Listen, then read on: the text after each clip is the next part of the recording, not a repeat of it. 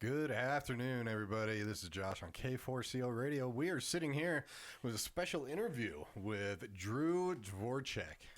And I said it right. Yeah, you did. Hey, Josh, thanks for having me. Hey, no problem at all. So Drew is actually, the Drew Dvorchak band is going to be playing at Herman's Hideaway, not this Saturday, but the following Saturday. And he's been in our rotation for a little while now. And so thank you very much for coming in, and I really appreciate it. So let's just kind of get started. Love your music, first of all. Thank you. And it's a very unique sound. And tell us how you just kind of got started with the band. How did this band get created, and how long have you guys been playing? Yeah, so it's actually a pretty interesting progress of kind of how the band got together. One of my best friends is a guy named Stephen Huntley. He's been grew up around Colorado. He's been playing around for probably almost 10 years now in a variety of different bands. Mm-hmm. And when I first moved to Colorado, and really when I was first starting out, I just was a solo act. And I would go with an acoustic guitar and a loop pedal. Right. And just kind of do the best I could with that, playing a lot of my own songs, which was great at the time because I was able to just test out a lot of songs I was writing. And I ended up opening for Steven's band, which was Yep Okay at the time. It was funny. Me and Steven have very different music tastes. And he was like, man, who is this guy? He sounds like he loves John Mayer or something. But then we started talking after my set, and we actually became really great friends, and we started doing some duo shows over time. And then, I had a band that I was kind of working on a little bit, and then just some things kind of fell apart. People moved away and whatnot, and he ended up filling in and playing kind of lead guitar in my band. And then... Similar story with the bass player, Cal Vigil. He was in another band called Shanghai Metro Tempo, and I was doing a duo gig with this friend of mine named Jojo, who's out in California now, who plays the keys, guitar and keys at the time. And we were like, you know what, we could really use the bass in this. And his band was playing after us, and we just asked him one day, because we opened for this band a couple times, and we said, hey, Cal, you think you could just play bass with us on our set? And he's like, well, I don't know any of the songs. And we're like, well... they're pretty bluesy. They're pretty simple to follow. I think it'll be all right. Mm-hmm. And so he played with us at this place called Enigma Bazaar that was in the Highlands. It was shut down just recently, but it was a pretty sweet venue. That gig, and he ended up playing with us ever since. I mean, that was probably almost 2.5, 3 years ago now. And we've been playing with him ever since, playing with Steven so much since then, in duos, band arrangements. Hayden, who's here with us today as well. Met Hayden through a friend of a friend when he was at the... music school at University of Denver. Okay. And Hayden just kind of started playing with us. Hayden moved to Pittsburgh for a little bit. We were super bummed when he moved away, and he actually just came back a couple weeks ago. And so now Hayden's going to be playing with us full time again for the summer and the summer tour we got coming up, and we're really pumped about it. But the thing I'm most excited about is for the longest time when I was first starting a band, even when, I knew Steven and whatnot, but he had other things going on. It was just a constant rotating cycle of musicians coming through, which was, it was fun because I got to meet a lot of people, and a lot of different people that were playing in the band just would bring out different arrangements of the songs. They're different styles. They're different, yeah. Exactly. And so like each time a different person would come through, these songs would take different lives. Right. And over time you kind of just figure out, well, I really liked it when this person was playing it that way, and I think that's the direction I want this song to take. And so it kind of, funnels down to exactly how you want the songs over time. But it's just stressful, especially when you got, so many gigs coming up, and then every gig you got to train so many different people in the band, what the set is, how the songs go, how the changes, all the arrangements and all that. Right. And just to have the consistent band, and I've been playing with this group now for probably almost 2 years, which has been amazing. And we've been really able to develop the sound and kind of the direction that we want to head. And, I wouldn't say we're directly a jam band, but we kind of are in that direction at times. And a lot of these songs have been amazing how far they've came. Initially I wrote them in my bedroom, just acoustic guitar and me, and pretty much just writing verses and choruses. Mm-hmm. And, nowadays we have in some songs 5, 6 different progressions that we'll go through in jam sections, which is really fun. And, depends on how far we want to stretch the songs out on any given night. But if we really want to go for it, we bounce around all over the place. And it's really fun. Just extend it to how you want, depending on how the crowd's feeling, how you guys are feeling. Yeah, exactly. Do you write most of your songs alone? I do, yeah. Steven, he was actually living with me for a little bit, and we had a couple ideas that we're working on. None of them are actually totally finalized yet, but for the most part, up until just recently, every song I've written alone. And I have a general rule of thumb: everything, it has to work on an acoustic guitar. In the band setting, I'm pretty much always playing the electric guitar. We're nowadays pretty much 2 guitars, bass and drums, keyboard.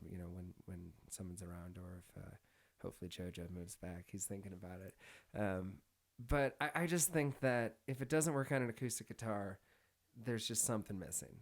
Or it's just you're relying too much on effect pedals. You're relying too much on different things, and I think that just the ability to be able to replicate anything by yourself in an acoustic and still not lose any of the song or any of the dynamics is a really important thing. And so yeah, everything. And for me, it all starts on the guitar first. I don't think I've ever just thought of a melody or verse or a chorus and started singing it out loud and then gone backwards and worked it on the guitar. I always, when I'm messing around at home or just chilling watching TV, I'm noodling or just playing chords and messing around finding progressions I like. And then, the progressions I like the most, I sit in them for a little bit, kind of think what it reminds me of or what vibe it is. And then I actually have a list of ideas for songs, not melodies though. Right. If that makes sense. Gotcha. Yeah. And then I just kind of figure out if any of these ideas I have make sense with that vibe of that chord progression. And a lot of it, though, is just trial and error. Playing the progression over and over again and just kind of humming along. Something like that. And over time, it works. And then the coolest thing is when it's just like puzzle pieces. I mean, I have notes on my phone from probably 3, 4, 5 years now that I still haven't used, but it's just really great ideas or really great lines that I have, and over time it just comes together like a puzzle. Well, that's one of the biggest rules. You never throw anything out. You never delete anything. You always keep all that. Yep. And I'm a big legal pad guy too, and Nice. I just have Old like school. so many legal pads under my coffee table in my drawers, and sometimes I'll be like, wait a minute, 6 years ago I had this really good idea, and just start flipping through pages, found it, there it is, and oh man, songwriting's really fun. Truthfully, I honestly have had a little bit of writer's block lately. I think part of it was just so many gigs last year. I think I probably played almost 50, 60 gigs from the start of the summer until like the end of the fall. Oh, wow. And nice. by the end of it, I just was not burnt out. I just was exhausted. And I kind of stepped away a little bit from gigging as much in the winter. I started recording some songs that just were, I guess you could say, backlogged a little bit. Songs that were great songs. They've been finished for a while, but we're not really even playing them in the sets yet just because we're focusing on these other songs. So I recorded, 3 different songs with some friends of mine over the winter. Really looking forward to those coming out. And I'm really looking forward to just kind of dialing into some writing coming up. I got a lot of ideas. I got a lot of progressions that I've been set on progression-wise. I just haven't totally had the time just to kind of relax and just like fully put my mind towards that. Gotcha. And so I'm looking forward to that too. So you said you normally write just with the acoustic guitar. All your songs pretty much write with the acoustic? Yeah. And I'm getting into the piano lately. Nice. I've always wanted to play the piano, and I just never really did it. For Christmas this last year, my grandpa bought me a keyboard, like a little $100 keyboard, or maybe not even. It could have been like $50 or something off Amazon. And I started messing around with that, and I kind of taught myself the chord shapes. And then I had a friend of mine whose daughter is going to college soon, and they just had like a family piano at their house, and she gave it to me for free. Beautiful, 100-year-old piano. Nice. And so I got it in my cabin, and I play it every morning. It's actually the first thing I do when I wake up. It's kind of like, I'm not really a big coffee drinker, and so sometimes I just kind of wake up, and I love just sitting down at the piano and just kind of let everything kind of get going a little bit, waking up, and it's fun to just kind of poke around. And my favorite thing to do right now is I take all my old songs and I teach myself my old songs. Just do a piano version of it. Nice. I would love to say I'm going for the slow ballady thing, but it's really, I just can't play that fast yet. So Right. every song just comes out like, super singer-songwriter, slow version of that. But what I was getting at, I'm rambling a little bit, is I just started writing a couple songs on the piano too, which I'm really excited. And that was the first time I've ever done that. But other than that, everything starts on the guitar. Nice. And you said when you play live, you're usually playing your electric guitar. Yep. What about recording? Do you have acoustic guitars in your recordings? And In the recordings, I like a blend. I really do. I mean, I think that sometimes it obviously depends on the song, but sometimes I think there's such a good sound with just like the strumming of an acoustic guitar. It kind of brightens up the whole mix behind it. But it also, there's other songs of mine that are only acoustic guitars, on the recordings or on the record, and it really depends. I mean, do you ever play live with the acoustic guitar? Oh yeah. Okay. Yeah, okay. I mean, I still do the solo stuff every once in a while. Nice. I do a ton of acoustic duos with the main two people I play with are Stephen Huntley, who I already mentioned, is in my band. We are actually playing tonight, Morrison Holiday Bar, at 8 o'clock, and we're going to do an acoustic duo there. And then there's another band called the Recklands. They're out of Evergreen as well, kind of a bluegrass country rock band. And their mandolin player, Mark Swaim, is another one of my best friends, and we'll do a duo kind of. We play a lot in Golden. We play a lot in Denver, kind of all over the Front Range and whatnot, and we'll do acoustic guitar and mandolin in that arrangement. When cool. Okay. Yeah. Well, let's get to a song. First one, let's get to Someone Like You. I've actually played this a lot, when I'm live on my shows and everything. I think It's a great song. Yeah, thank you. Tell me a little bit about it. I mean, when you were writing it, what were you thinking? So I guess I have two things I wanted to say about that. The reason I wrote it was honestly out of, I felt that my sets were very minor bluesy bass songs. And, over the course, when we were playing some festivals and whatnot, and I was thinking to myself, like, well, it's going to be summer and it's nice out. Like, I don't know if people want to hear minor blues for an hour straight or something like that. And you think it's more of a winter? Well, I don't know, winter or like a, dark bar room kind of deal. But I just was thinking to myself, man, I need to write like a happy song. Like, I don't want people to think I'm always bummed out. And so that was my goal with it. Really, it wasn't, that I had a great idea in mind behind the song. It just was that I needed a majory, happy song to kind of brighten up the set and kind of mix up the vibe from song to song. And the song's about making new friends, just meeting new people. I moved around quite a bit over the last 6 years or so. I grew up in Chicago, nice. And that's where my family all is. But I do a sales job as well, and I moved out to Minnesota at one point with that job. And that was actually where I first started playing. And then I moved to Denver. And just starting fresh every time, it's tough. And the whole song is pretty much just like, I kind of came into this town, didn't know anybody. Nobody knew who I was either. And never would have imagined I would have met the friends I have now. And they're really great people, and I'm lucky to have them. That's awesome. Well, it's a great song, too. Thank you so much. Yeah, no problem. Here is Drew Dvorchak Band with Someone Like You. We will be right back.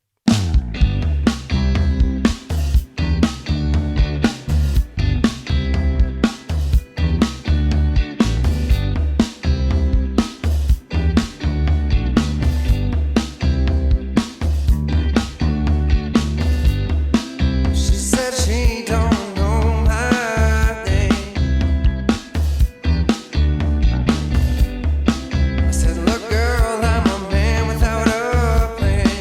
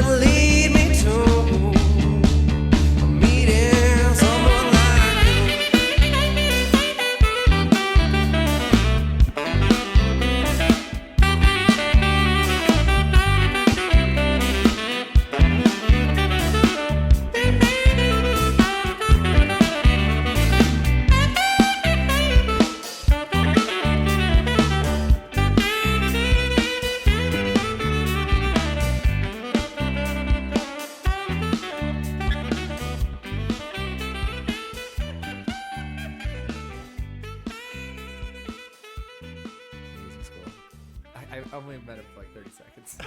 Just met him for 30 seconds. Yeah. Nice.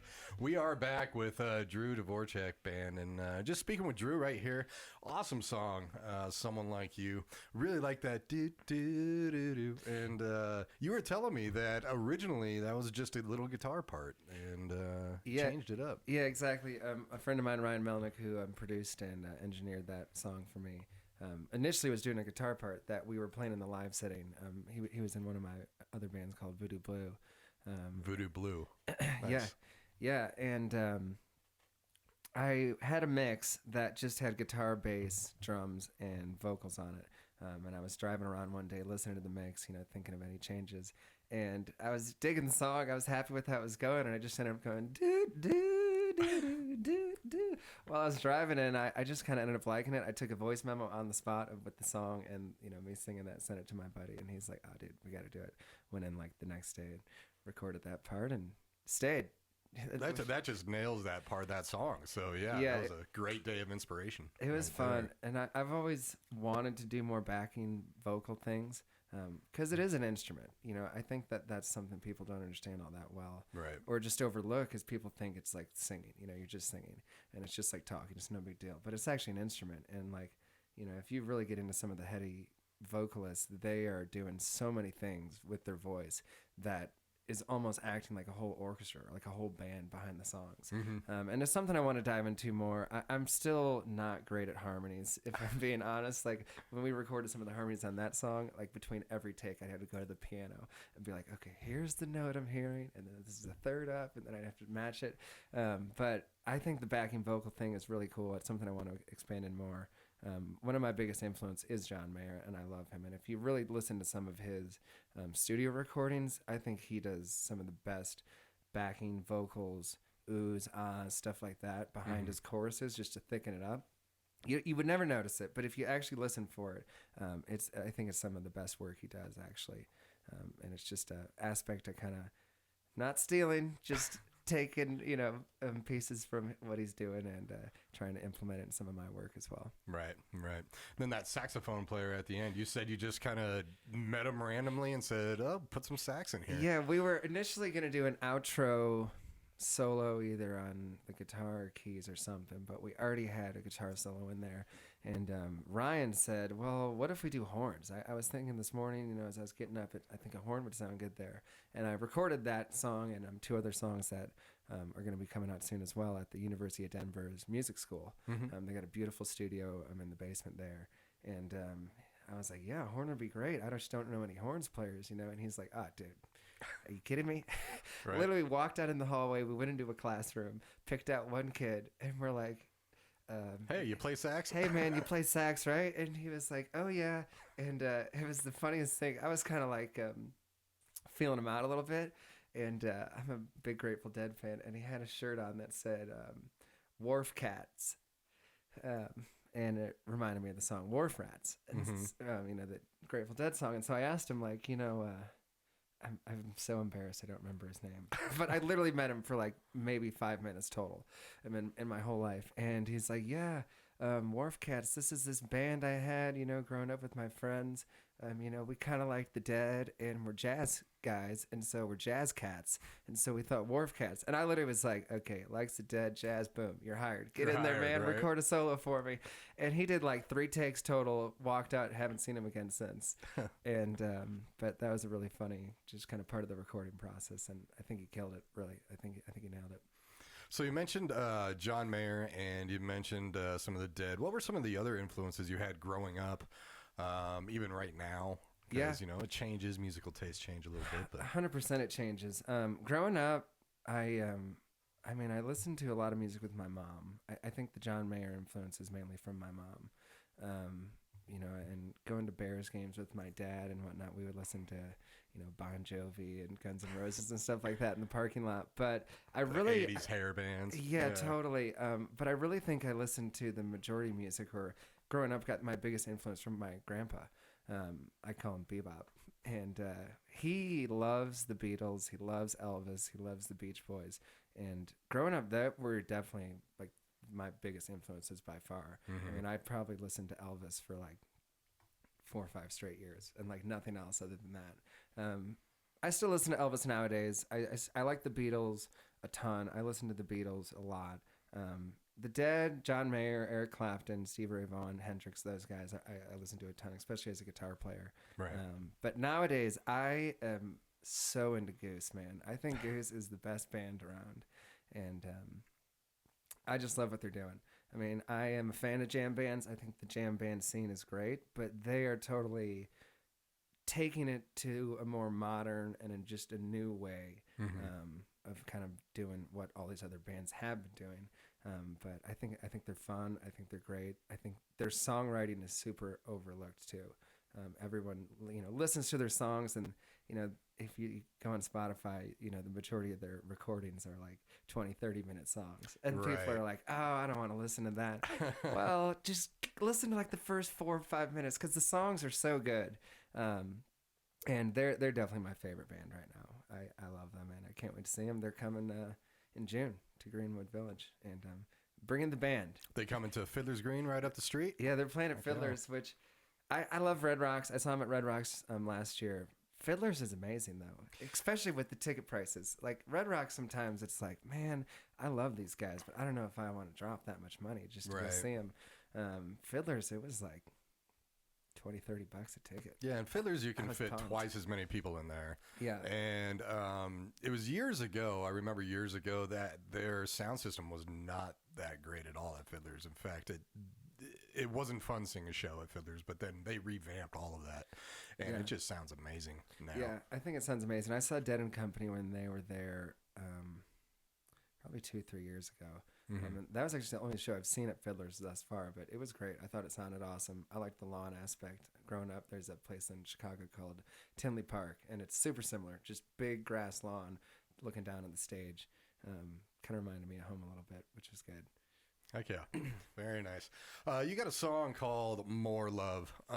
Definitely want to know what inspired this, because in it, you say a lot about coming together as one and less hate, more love. I mean, there's got to be something going on in your life when you were writing that, where you just got pissed or something. It's just like, no, this is not how things should be. Yeah. So the song is about two main things. I wrote this when I was living in Minnesota. I was living in Minneapolis, and George Floyd happened like a block from my apartment. And all those riots and the buildings burning down were right in my neighborhood. I remember one day after like the worst of the riots, I was driving to work the next morning, 9, 10 a.m. in the morning, and there was 6 or 7 buildings fully engulfed in flames on fire. And Minnesota got just destroyed. It was the most sad thing I've ever seen. And these buildings were on fire, I want it noted. Not that people weren't trying to put them out. It was that all the fire trucks were putting out other buildings. And so, like, these buildings were just burning down with no one to stop it because all of our resources were already elsewhere putting out other buildings. Right. It was really tragic, man. It kind of left a bad taste in my mouth about the town and led me to moving to Colorado, to be honest. Okay. But that was a big factor of the song because it just was like, seeing stuff like that, you can't not be affected by it, like one way or another. And on top of that, COVID was going on. And, the election was coming up, and it just was like a bad part in our society, I thought. It was a horrible time. Because it was no matter what you thought or what you believed in, it didn't really matter. Everyone just was so pissed at the other side. And I just thought it was dumb. I was like, come on, man. Like, we got to figure this out. And pretty much that's what the song's about. Just like, there's no need to hate anybody or hate anyone or hate anything based on what they think. Right. Just drop it. And that's what I like about it. That's what I like about it a lot, because you see a lot today where it's just like, respect everyone's opinion, but I don't respect yours. You got to respect mine. I don't have to respect yours, type thing. And it's just, the words really kind of spoke to me on this one. Thanks. More love. So really like it. We're gonna listen to that right now. We're gonna take a quick break here. This is Drew Dvorchak Band with More Love on K4CO Radio.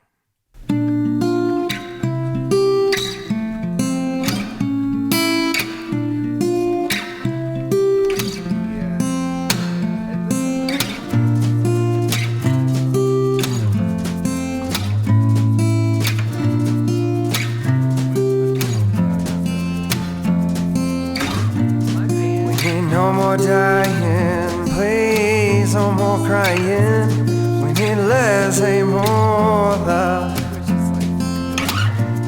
We need no more shooting and no more looting. We gotta come together as one. We need less, ain't more love. We need less, ain't more love.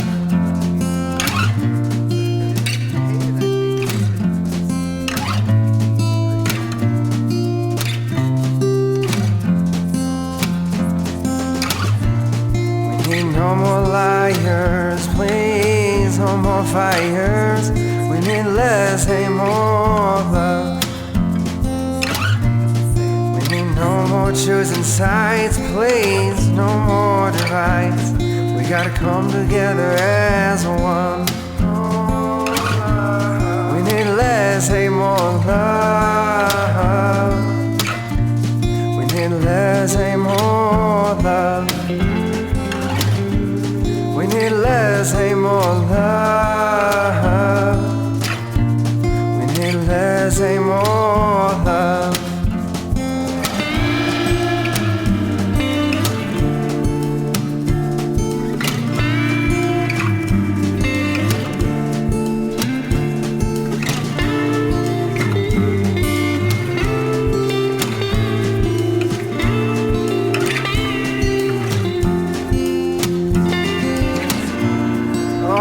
Stop this debate.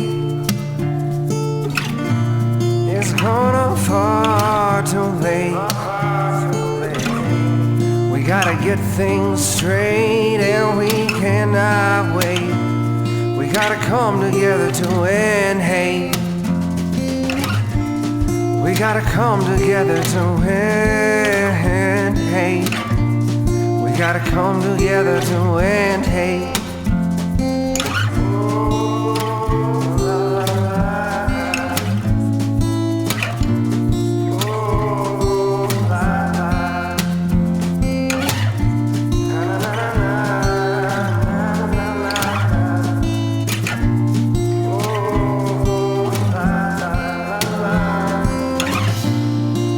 No more dying, please, no more crying. We need less, ain't more love. We need no more shooting and no more looting. We gotta come together as one. We need less, ain't more love. We need less, ain't more love. Less hate, more love. Ain't that the truth? That's the Drew Dvorchak band, More Love. We were sitting here talking with Drew, and thanks again for coming in. Absolutely, man. Thank really you so much for having me. This is really cool. Yeah, of course. So you moved out to Colorado how many years ago? About 3.5. About 3.5 years ago, and now you're living up in Evergreen, beautiful area up there. Yeah, it's amazing, and it's definitely just kind of like my sanctuary, you know, especially playing all the shows and whatnot. You know, it's definitely a lot, especially just like feeling all the energy and whatnot from all the people watching you or just, you know, in the building. It's really nice just to be able to get away from everything and just kind of relax, and it's great for writing too. Right. And just, yeah, I love it up there, and it's beautiful. I feel like I'm spoiled. Every morning I wake up, I look at the mountains, and I'm like, you know what? I could move back to Denver, but I just don't think I can get rid of this. Like, right. It's just too nice to see all that, and I love it. It's 9 day difference from between that. So, and you said last summer you toured quite a bit. I take it you play quite a bit in Evergreen. It's kind of like your home base. Yep. But where else did you tour a lot last? Last year we made a couple runs in Aspen. Nice. We played in Golden. We played a lot over Denver. I mean, last year we didn't necessarily play anywhere outside of Colorado, but we were very active. There's a couple spots in Evergreen we play at. We played at a lot of the main kind of venues, music halls around Denver at this point. But this summer I'm actually really pumped. We're going to be playing some shows in Montana. We're working our way out to Telluride at one point, working our way out to Steamboat, and it's going to be really fun. Very cool. Heck yeah. So is your how is your summer looking? Pretty booked up right now, or do you have a summer tour lined up already? I do, yeah. Okay. And the summer tour is actually more or less kicking off next Saturday. Oh, next Saturday, that starts at Herman's, yeah. Nice. So that's at least what I'm kind of gonna count as like the first show of our tour. And I'm gonna be releasing all the tour dates coming up. I'm just kind of still finalizing a little bit out in Montana, which is gonna be in August. But yeah, I would say we probably have at least 20 or something shows lined up over the next several months. A lot with the band. Some will be me and Steven doing acoustic duos, just depending on the venue.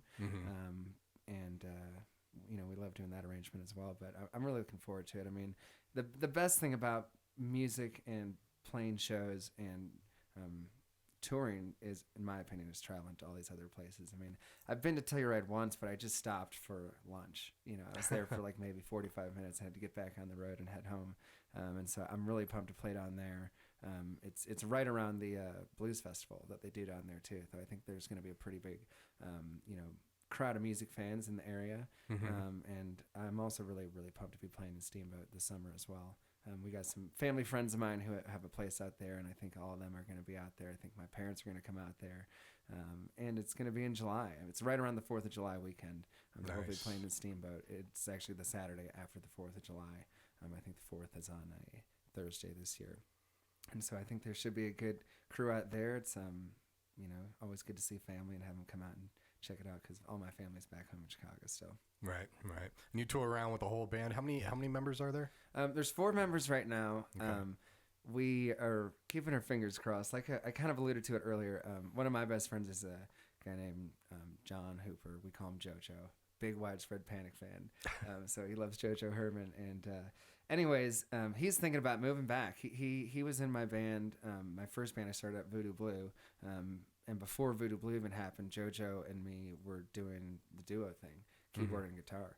And I would say he was my first bandmate I ever had, actually. And he's amazing, absolutely amazing. I mean, I know a lot of really good keyboard players. I would put him up against any of them. And he moved out to California recently just to give that a go. And he's been living in San Diego for the last couple of years. He toured with a band called Sensei Trails last summer and was touring all over the West, pretty much California up to Washington, Montana, that whole region. And he played in keyboard players are a hot commodity, as I'm sure Right. you know. Oh, yeah. Being a musician yourself. I mean, I think he was playing in like 10 different bands at one point. Right. And he is just a guy that kind of bounces around from place to place. It's just kind of always how he's been. He grew up in Georgia. He lived in Boulder for a while, moved to Denver, moved to California, moved back to Denver, back to California. Now I think he's coming back in May. And so that would make us a 5-piece. And so I'm really hoping he comes back, especially with kind of what we're going for as a band and the sound. I think having the keys, he plays the organ too, really would fill it out. And so I'm keeping my fingers crossed, but if he doesn't work out and doesn't come back, we'll still rock it as a 4-piece. Okay. Get a little Hammond sound in there with your jam. That'd be awesome. Looking over, and I do have to mention at your guitar case. A lot of musicians put some stickers on their case, but holy cow. Yeah. Is this something you just collect from when you're traveling, when you're going on your tours and everything? Yeah, it's a combination of a lot of things. Some of the stickers on there are like fishing stickers. I do like to fish and stuff like that as well. Fly or standard? Well, growing up, I would standard fish. Me and all the guys and my dad and me, we would go up to Canada once a year, fish for a whole week, catch a bunch of walleye, northern pike. We still do it to this day. I'm actually going to be going up to Canada in August. But since I moved out here, I've started fly fishing, and I really enjoy it a lot. Yeah. One of the shows we're playing in Montana this August is it's called the Trout Rodeo. It's in this town called Ennis, and one of a friend pretty much who I met over time, friend of a friend, or I guess a brother of one of my friends. He owns a fishing company out there, and he's been doing this for years now, where just a lot of his customers and a lot of the locals in the town, they come through town, and all the guides are out. They take them all out fishing, and it's like a big trout rodeo. Nice. And they've had bands come out throughout the years, and we got the nod this year to come join the bill. And so that was actually the basis of kind of our whole Montana run. we knew that was going to happen because we talked to him about it. And I was just thinking, well, if we're going to be out there, we might as well play some more shows and beef up this, tour schedule a little bit. And so we got a couple booked in Montana right now, but yeah, I love fishing. Nice. And that's going to be a really fun time, the Trout Rodeo. So you got some fishing ones on there. You got New York pizza, I see. Yep, that's in Aspen. That's our favorite after show hangout. We've played probably, I don't know, 6 times or so in Aspen, and every time you finish, and Aspen's a wild town. Sometimes you just need to get the hell out of the bars or wherever you're playing. And this pizza place is like the most. I mean, I love Aspen, but it is a little uppity. Kind of, and this pizza place is like the most down-to-earth place ever. And the first time we got there, we were like, man, we don't fit in here at all. Right. Like, there's not even a dive bar or a place you can get a beer. Like, everything's just like these fancy cocktails. Then we just stumbled upon this pizza place, and we're like, oh, man, this is home. This is where it's at. Yeah, and they were playing The Dead, like, the whole time we were in there. So we were just super pumped about that. But, yeah. With the stickers, it's a lot of places I played, a lot of my friends' bands as well. I love supporting all my friends, and I've made a lot of friends in the Denver area who are musicians as well. Pizza places, fishing, Cubs. I'm a big Cubs fan. Some Chicago stuff. So yeah. Nice. Heck yeah! No, I absolutely love it. Let's throw on another one. You got a song called "Hang On Tight" here. Tell us about that one. Well, that's a song I wrote. I had basically I had a disagreement with some friends of mine.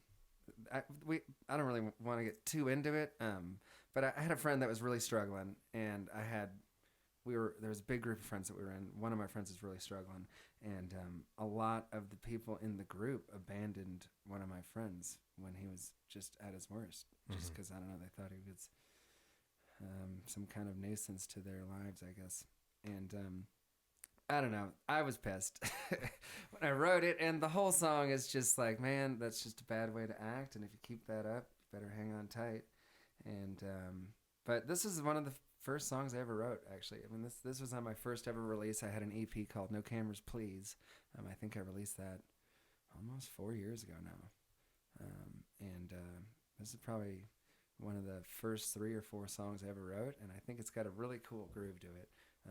And we didn't play it in the set for a while, but it is coming back. We actually we had a band practice last night, and let me tell you, the boys were jamming on this one pretty good. And I think it's gonna be a fun song to add in the set list, and it's definitely one of my favorites. And a lot of my friends who I grew up with, it's one of their favorites as well. So, doing my best to listen to them and be like, okay, all right, I'll get it back in the mix, and yeah, hang on tight.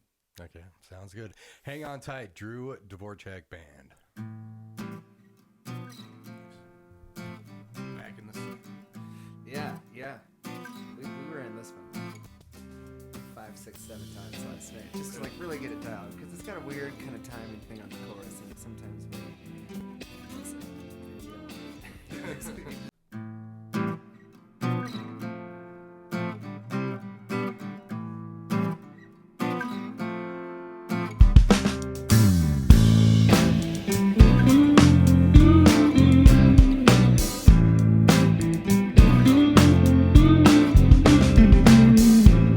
There's a lot I like to say today. Had a lot on my mind.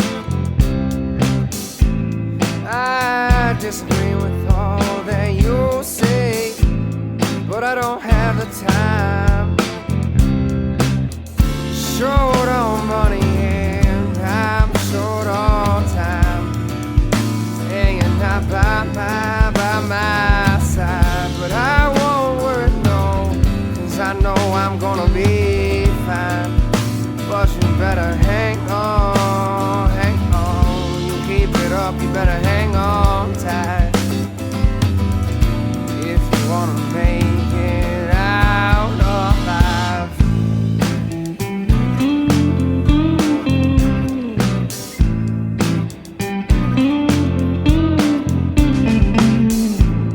You put on a show like it's Broadway. Who you fooling this time? I hope you see clear someday. walking around like you're blind. Short on money and I'm short on time. And you're not by my side, but I won't worry, no, 'cause I know I'm gonna be fine. But you better hang on, hang on. You keep it up, you better hang on tight. If you wanna make it out alive, turn it to a dog fight. Oh, ain't you got that fight? Better hang on tight. Running from that light. Oh, ain't you know I'm right. Better hang on tight. Going down that ride, won't make it out alive. Better hang on tight. Use the powder light, and you're about to ignite. Better hang on, you better hang on tight.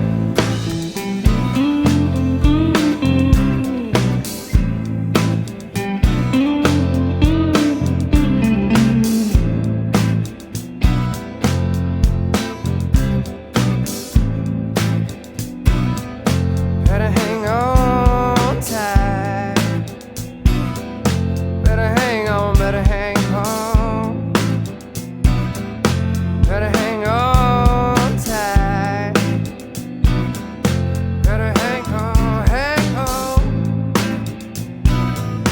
Better hang on tight.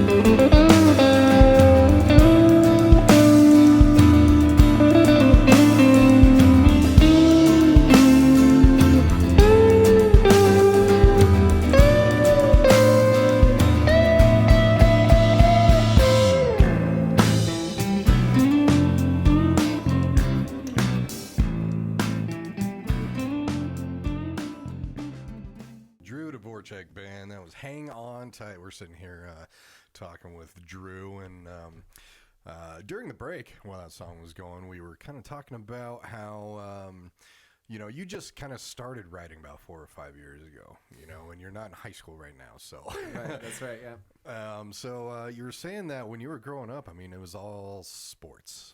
And Pretty everything. much. So did a lot of sports, and actually as a swimmer, because you said your sister was a swimmer, and you just didn't want to sit there and watch. You were just like, I want to swim. Yeah, All exactly. So you got a swimming scholarship, and then kind of take it from there. I mean, you went to college on some scholarships. It was great. Yep. How'd you get into music?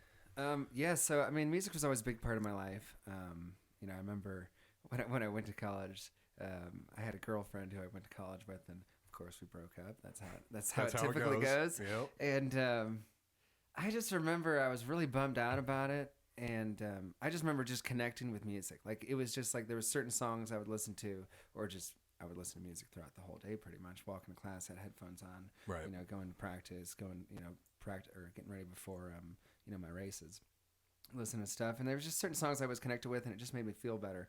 I just remember thinking to myself, well, basically that's been my goal since I started music, was like, I've really had songs help me out in times of need. Not times of need, but just times where I'm not feeling good about myself, or just things that happened. And there's been songs that I've been able to relate to, and I think to myself, well, you know what? If so-and-so feels this way too, then I'm not alone, and it's all good. And that's actually been a goal of mine since I started, was just to write songs that all my songs are about personal experiences, but just to write songs that people could connect to, and maybe if someone's going through something similar, it might help them. Mm-hmm. But to get back to your question, so I finished college. Music was always a big part of my life, and when I got out of college, I just really got in a rut. I didn't have the swimming anymore. Swimming was taking up all my time for the last pretty much 8 years, throughout Right. high school and college. And so there's just a big void in my life. I moved back home. None of my friends who I had from home were living in there anymore. They were still in school, moving elsewhere. And I just kind of hit a little bit of rock bottom. And I just kind of decided to pick up the guitar one day. I just really wanted to just feel something fill up my time with something that would make me happy. And picked up the guitar, started teaching myself. I'm pretty much primarily all self-taught. I did take a couple lessons when I was in Chicago for a couple months, but I've taught myself really the majority of everything I'm doing nowadays. And after I picked up the guitar, I just immediately started writing songs. It just really came natural to me. And I was living with my parents at the time, and some of the first songs I have, there's a song called "Change Is Coming" that I released on that first EP of mine. I wrote that song. It was the first song I've ever written. I wrote it in my bedroom one night, and I remember it specifically. I had a little notebook and my guitar in my lap. I was sitting on my bed, crisscross, and it just kind of flowed out. I just wrote the whole song in maybe 30 minutes. Maybe not even that. Sometimes those are the best. Those are the best, I'll always remember "Change Is Coming." I think it's a good song. But at that point, after I wrote that song, I was hooked, and I just had a feeling that I was always going to do this, and I intend on doing so. I mean, I love the process of it. I love the songwriting. I love playing with others. I love the collaborating, and it's just something that I always want to do. And I mean, of all the sports I played, I loved sports growing up. I loved swimming in college. All my teammates and all that was amazing experiences. Some of the best things I've ever done. But I don't think anything compares to how much I love playing music, writing music, playing shows. It's a huge passion of mine, definitely the biggest passion I've ever had in my life, and I'm super lucky to be able to do it and pursue it as much as I can, and I'm really looking forward for kind of what's ahead. It's been somewhat of a short window since I started, and if I were to tell myself kind of where I'm at now, when I first started, I think I would have been pretty pumped about it. And I'm pretty pumped as it is right now. And I just can't wait for kind of what else is, to come. I got a lot of songs I'm going to be releasing over this next year, over the summer. I can't wait to get those out. Obviously we're playing a lot of shows we just talked about. We're traveling to some new places. And I'm ready for it. I'm really ready for it. I'm pumped about what's ahead. And I just got a good feeling about it. And on top of that, it makes me happy. And if something's making you happy and you're pursuing it, and I think that's what it's all about, really. If it feels good, if it sounds good, then it's right. Yep. I had a friend one time tell me, if it feels good, it's right. Yeah. but then he backtracked immediately. I was like, whoa, wait a minute. I don't know if that's actually always the case. Right. But in this case, for sure. Well, you talked, you got upcoming shows and releases. So if people wanted to find out where you're playing and everything, what is the best way for them to do that? Well, I got a website in the works right now. It's going to be coming out really soon. I know some people don't do the social media, and I've been somewhat slacking on getting the website done. And I will own it, but it is coming out soon. It'll have all my tour dates. But in the meantime, in the immediate future, I definitely post the most on Instagram. Okay. I think that's where I'm the most active. Every show I play, even if it's the smallest little, solo gig in the corner of a restaurant or something, I'm always posting it on there. The bigger shows, obviously, I'm, making it a whole, basically like a marketing campaign. I at least plan out, months in advance posting the show, and then kind of reminding people, posting the ticket links. But yeah, if you find me on Instagram, it's just Drew Dvorchak Music. You can find me on Facebook as well. Same handle, Drew Dvorchak Music.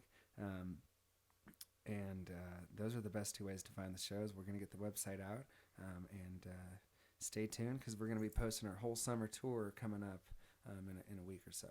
Do you have the website URL yet? Is it going to be drewdvorchakmusic.com? Yeah, the website URL will just be drewdvorchak.com. Okay. Nice. So just my name, and we're going to do everything we can to make it super easy to find. I know my last name is not the easiest to spell or pronounce or find, so we're going to do our best to make it easy on you. But yeah, stay tuned for the website. We're pretty pumped about that coming out too. Yeah, you submitted some songs a while ago. You've been in our rotation a little while ago, and when I am live and on, I play every once in a while. And for a while there, I just kind of sped through the last, the last name. So this is Drew Dvorchak, so. Yep, as my teammate in college would say, Mr. Drakovic. Yep, and my mom's a principal too at elementary school, and so I feel bad for all those young kids trying to call her Mrs. Dvorchak. They usually, I think, settle with Mrs. D. Right. But yeah, I've thought a lot at times about getting a stage name just to make it super simple. Because, a friend told me this one time, and they were like, dude, have you ever looked at, the top 100 artists, Like, I mean, John Mayer, the most basic name ever. Right. You know, Luke Bryant, you know, Katy Perry, like Taylor Swift. Like, these are the most simple names of all time. I think there is something to that. I think it is valid. And there is a lot of people that do switch their names to something simple. Yeah. Definitely. But I don't think I will. No. At this point, I've gained enough of a reputation, I think, to where I have to keep it. And it's my family. I mean, how could I back out of my family name and whatnot? Exactly. So, yeah. Well, definitely watch out for that website, DrewDvorchak.com. Yes. Yep. And then you can follow on Facebook as well as Instagram, Drew Dvorchak Music. Yes. And that's the best way to get to where you're playing and all your shows. And that's awesome that you already have a lot of shows lined up for this year, and hopefully as busy as last summer or not. I don't know what you want, but it's gonna be just as busy for sure. And going up to Montana would be great. Get out of the state and just kind of play outside. Yeah. Yeah, I like it. Yep. I really like it. Well, we're going to end this on, this last song is a very bluesy song. It's got a really good, smooth swing to it. Yep. Which is what I really like about it. It's called Sometimes I Feel. And you could follow those three words with anything. So for sure. What is Sometimes I Feel about? All right, so this song, I don't actually think I've ever told anyone this, to be honest. But this song, everyone thinks is like a love song because I wrote it that way in a sense. But it's actually an analogy. I wrote this song as I was leaving Minnesota and moving to Colorado. And, you know, the whole song is like, you know, sometimes I feel this way, feel that way, feel like I need something new. And the only light I see is you. A lot of people would be like, oh, he's talking about a girl. You know, right. The only light he sees is you. That's what he needs. No. The thing I'm writing about is actually the state of Colorado. And the whole idea, well, I mean, I don't know. I thought that people could relate to it more as well. And people like to hear, you know, love songs, you know, to an extent. But the whole song is actually about moving to Colorado. And the whole idea I had behind it was, this is how I'm feeling. You know, as I, you know, already mentioned earlier, with all that was going on in Minnesota and all that was going on in the world, I just kind of needed a fresh start. I needed to get out of there. It left a bad taste in my mouth. And I knew I needed something new. And, well, here I am in Colorado now, years later. And so, you know, I did move out here and whatnot. But I didn't actually have plans yet to move to Colorado. But I wanted to. When you were writing this song? When I was writing it, yeah. And so the whole song is just a big analogy. Pretty much using a state as a woman. It's funny, a lot of songs out there, when you look into them, you think they're a love song, but it's about something completely different. Yeah, and I think that's interesting. I love listening to interviews of other musicians and people I look up to and hearing the backstories behind these songs. Me too. And sometimes they're also about nothing at all. Right. I mean, I have one song called Cactus Jacks. It's going to be released sometime this summer. And there's a bar in Evergreen called Cactus Jacks. Oh, I know it. Yeah. And we play there all the time. We love Cactus Jacks. I wrote a whole song one day about Cactus Jacks. And basically, it's this whole storyline of this guy's got a girlfriend. She breaks up with him. They had some kind of falling out. But the tagline of it is, she said, if you want me back, you better stay out of Cactus Jacks. And no one said that to me. Right. I think it's somewhat unrealistic. But... And I want it known, the song is not saying you need to stay out of Cactus Jacks. The song is saying this guy is leaving his girlfriend because she said you can't go to Cactus Jacks anymore. And he's saying, well, that's it. It's like the ultimatum. I am never not leaving, or never staying out of Cactus Jacks. I love that place too much.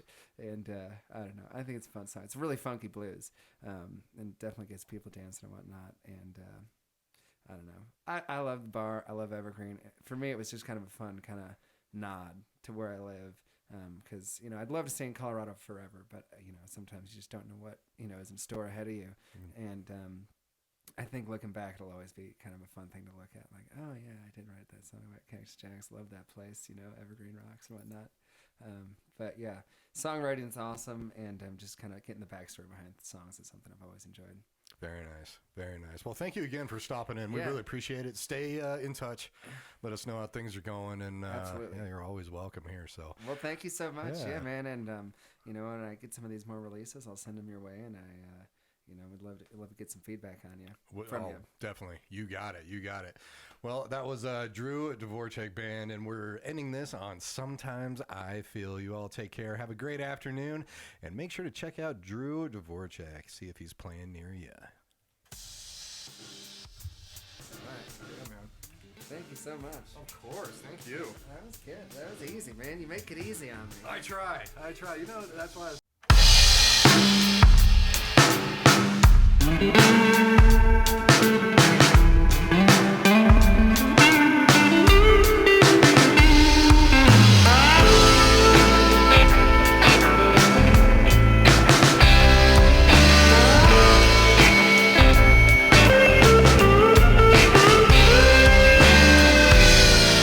Sometimes I feel I'm all alone, but I like it quiet when I come home. Sometimes I feel I don't belong, but it gives me time to write these songs. Sometimes I feel I need something new. Lately I've been thinking it's you. Sometimes I feel I need something new. And I think you feel it too.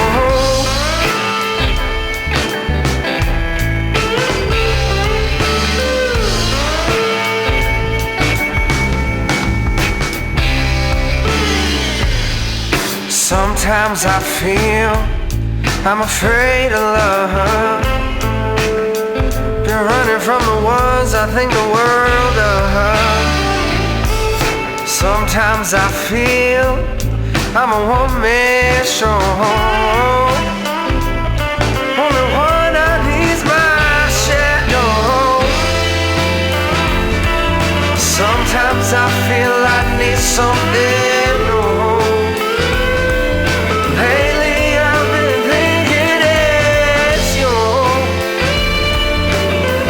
Sometimes I feel I need something new.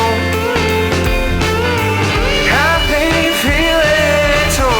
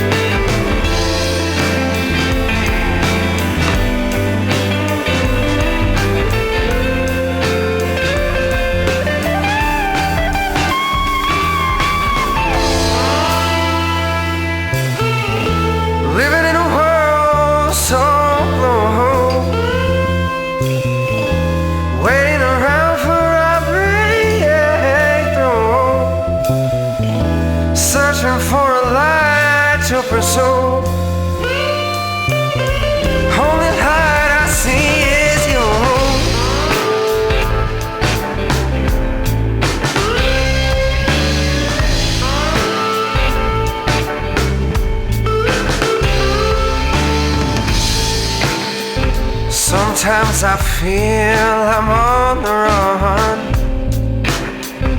Can't be slowed down by anyone. Sometimes I feel I need something new. But baby, I'm in love with you. Sometimes I feel I need something new. Lately I've been thinking it's you. Sometimes I feel I need something new.